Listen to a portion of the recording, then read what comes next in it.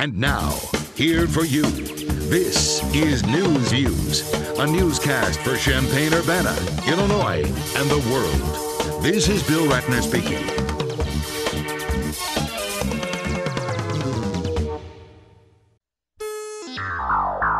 And now, Michael Badger. Hello, welcome to News View. I'm Michael Badger, and this is your news. Champaign-Urbana area has just had a visit from presidential candidate Ron Paul at the University of Illinois last night. And according to WICD, ABC Channel 15 in Champaign, Illinois, in Champaign, the plans for the new downtown hotel are on schedule. They say the City Council approved the downtown hotel plan last month, and things have been moving along right on schedule.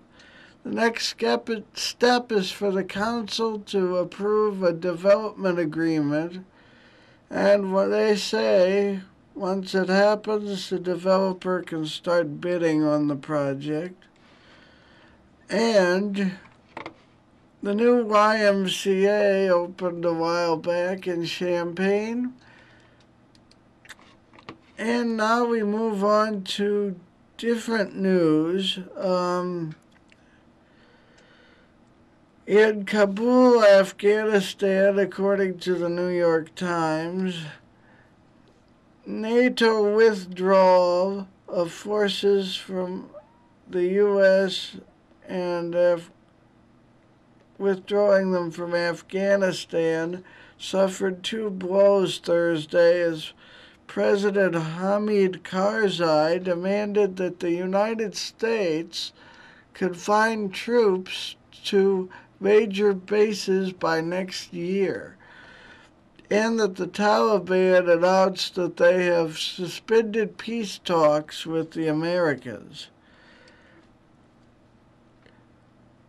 Talks starting with the Taliban have been a major goal of the United States and its NATO allies for the past 2 years, says the Times.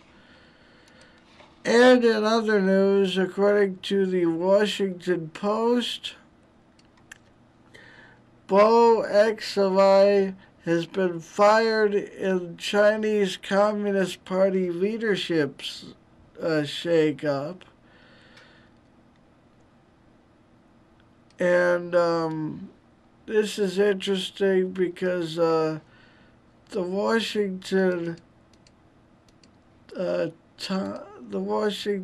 Post, according to the Washington Free Beacon, which that last story is from, the Washington Post, that is, the Washington Free Beacon says the Washington Post has partnered with the Chinese Communist Party to provide news or propaganda from the Chinese Communist Party in an advertising partnership that began recently. And this has raised questions about the propriety and legality of an American news outlet publishing foreign propaganda under its masthead.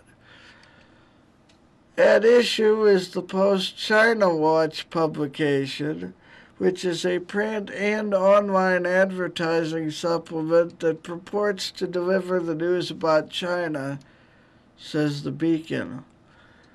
The site hosts numerous articles and feature pieces that portray the Chinese government and its human rights record in a glowing light.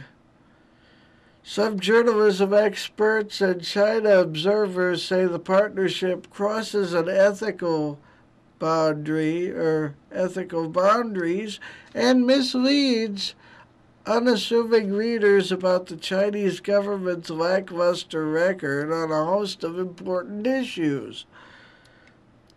The website China Watch which features Washington Post official masthead, looks like many other online news sites with videos, articles, and slideshows. However, a small block of text on the website's right-hand corner offers a disclaimer. Quote, a paid supplement to the Washington Post, unquote. Experts of journalism believe the Post should explain to readers the precise nature of its relationship with China. And you can read more about that at the Washington Free Beacon at freebeacon.com/Beijing-on-the-Potomac. And we'll take a break and we'll come back for more news and then later weather for Central Illinois right here on NewsView.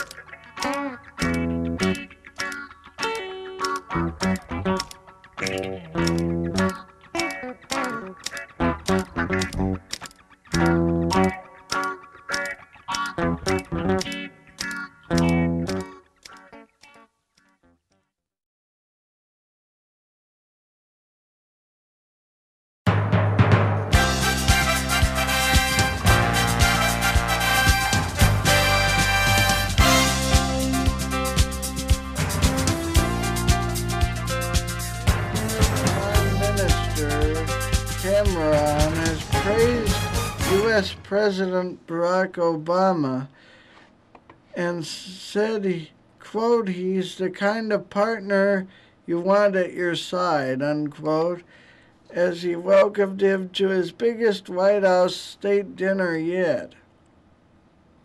Oh, Obama said that about him, I mean. And they say Mr. Cameron ends his 3-day trip to the U.S. by visiting Ground Zero today, or yesterday now. His itinerary for the day includes visits to New York University, City Hall, and Charter School, which is seen as the model for the free schools being introduced in the UK. Wednesday had seen the leaders spend 2 hours in talks on issues such as Syria, Iran, and the war on Afghanistan. Speaking at a press conference afterwards, Mr. Cameron said the mission in Afghanistan is moving into its final phases. Both leaders stressed that progress had been made in the country despite the loss of U.S. and Afghan lives and British lives. Mr. Obama confirmed international forces would take on the supporting role from 2013, with Afghans in full charge of security by 2014. The UK Prime Minister also raised the issue of reviewing how extradition agreements were operating amid concerns that U.S. officials were having to produce less evidence than British counterparts to support cases. And according to the Associated Press and other news, former Governor Rod Blagojevich, who has been convicted, stepped off of a plane in Colorado Thursday and headed to a federal prison to begin his 14-year sentence for corruption. And he also, Blagojevich went on to say that going to prison is, quote, the hardest thing he ever had to do. He said saying goodbye to his wife and kids is the hardest thing he's ever had to do. So Blagojevich is in a pretty nice prison, if there is such a thing, in Colorado. He has just become inmate number 40892-424. They say jurors convicted Blagojevich on 18 counts. You might remember that, including charges he tried to sell or trade President Barack Obama's old U.S. Senate seat. FBI wiretaps revealed a foul-mouthed Blagojevich describing the opportunity to exchange an appointment to the seat for campaign cash or a top job he described as blank golden.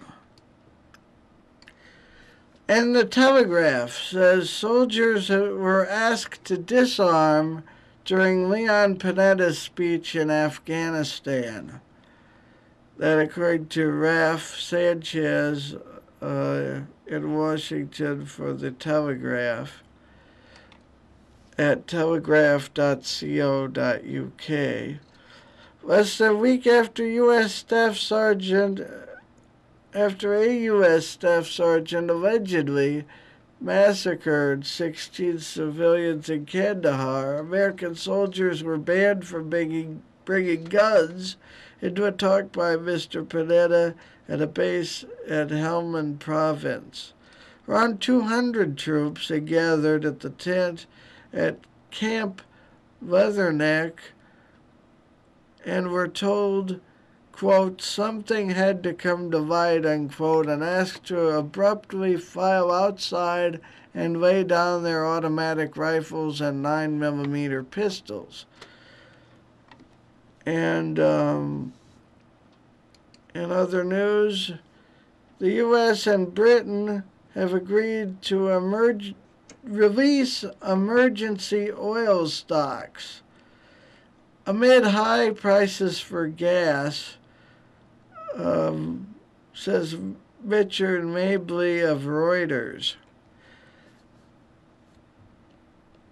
A formal request from the U.S. to the U.K. to join forces in a release of oil from government-controlled reserves is expected, quote-unquote, shortly following a meeting Wednesday in Washington between President Obama and Prime Minister David Cameron, who discussed the issue, said one source.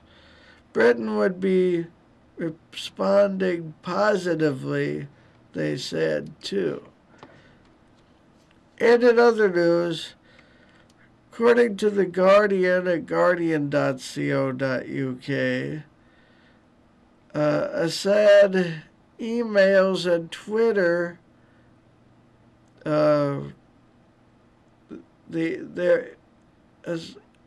Assad's aide persuaded Twitter to remove fake accounts and say emails. Twitter closed down the string of accounts purporting to be authored by Syrian President Assad, and the First Lady's emails have revealed this. She wrote to Twitter complaining that this and other accounts were fraudulent Twitter accounts purporting to be the President of Syria and the First Lady of Syria, and we would like to officially request these accounts be removed or suspended, she said. Twitter told the Assad office, quote, "We do not suspend accounts that are clear attempts at impersonation," unquote. But they also added, Twitter users are allowed to create parody, commentary, and fan accounts.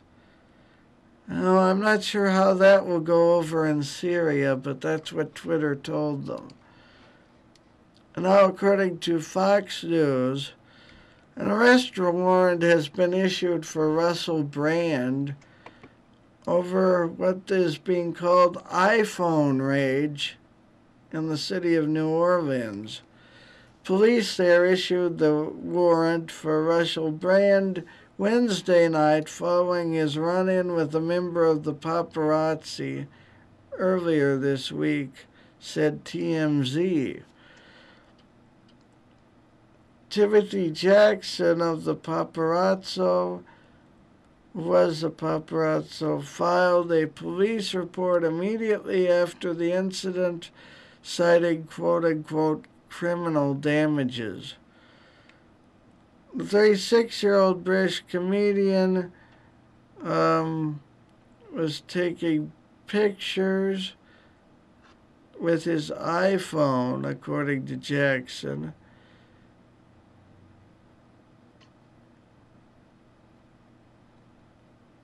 Well, he started taking pictures of him. And Brand allegedly, quote-unquote, flipped out when he took the pictures of him, snatched the cell phone, and threw it at a building, breaking a window in the process. And this calls to mind, in 2010, Brand was arrested on suspected battery charges after allegedly attacking a paparazzo at Los Angeles International Airport. And in other news, more diseases from imported food are out there, and they're on the rise, according to Reuters. And you can see this at Yahoo News Canada, which is at ca.news.yahoo.com. Foodborne disease outbreaks, they say, caused by imports seem to rise in 2009 and 2010, with fish and spices as the most common sources of the foodborne illness, said the Centers for Disease Control Wednesday. Almost half of the outbreaks or localized epidemics pointed to foods imported from areas that had not been linked to outbreaks before, said the CDC in a statement. They said, quote, "As our food supply becomes more global, people are eating foods from all over the world, potentially exposing themselves to germs from all corners of the world, too."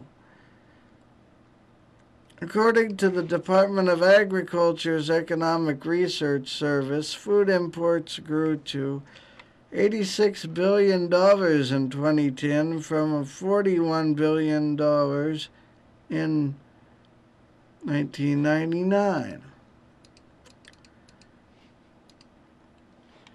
And in China, according to FT.com,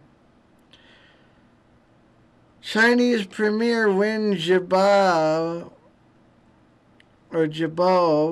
fired a parting shot at conservative officials in ruling the Communist Party, warning them that China could face another cultural revolution unless it undertakes urgent political reforms.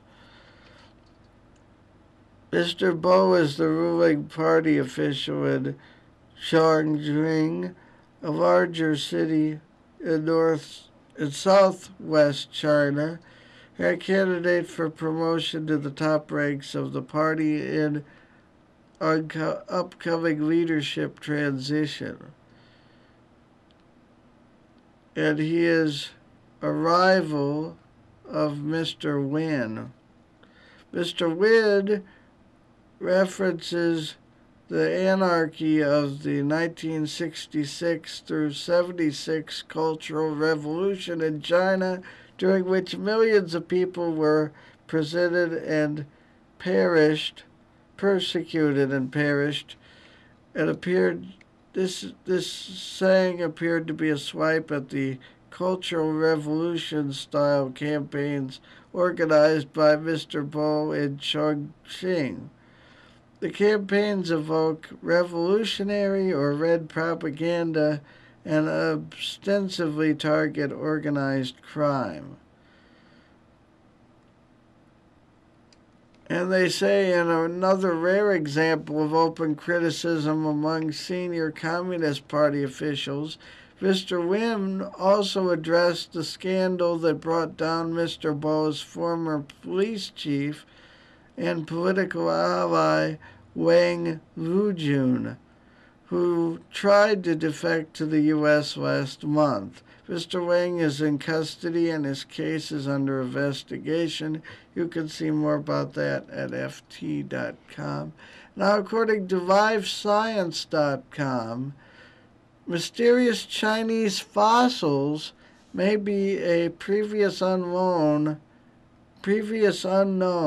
human species. These fossils, they say, might have survived until the very end of the Ice Age, said researcher Darren Curnow, a paleoanthropologist at the University of New South Wales in Australia. They say they might represent a very early and previously unknown migration of modern humans out of Africa and be a population who may not have contributed genetically to any of today's living people. 3 of the fossil specimens were uncovered in 1989 by miners quarrying limestone at Maoludong or Red Deer Cave near the city of Minjizi in southwest China. You can see more about that at LiveScience.com. And I think that about does it for now. Here's the weather after this break.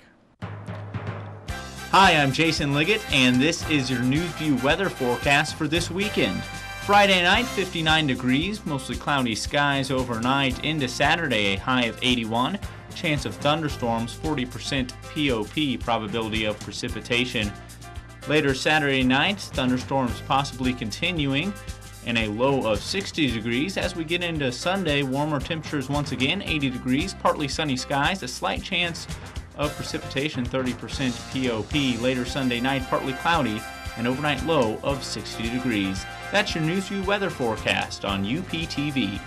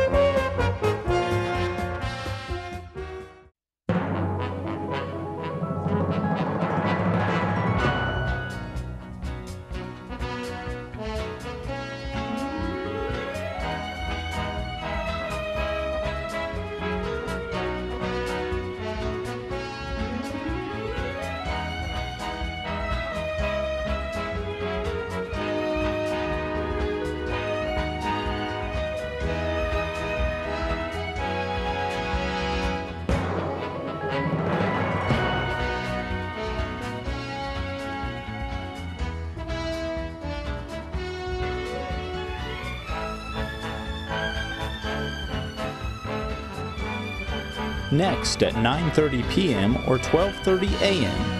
At 9:30, Fast Forward Contemporary Science Fiction. And at 12:30, R&R TV.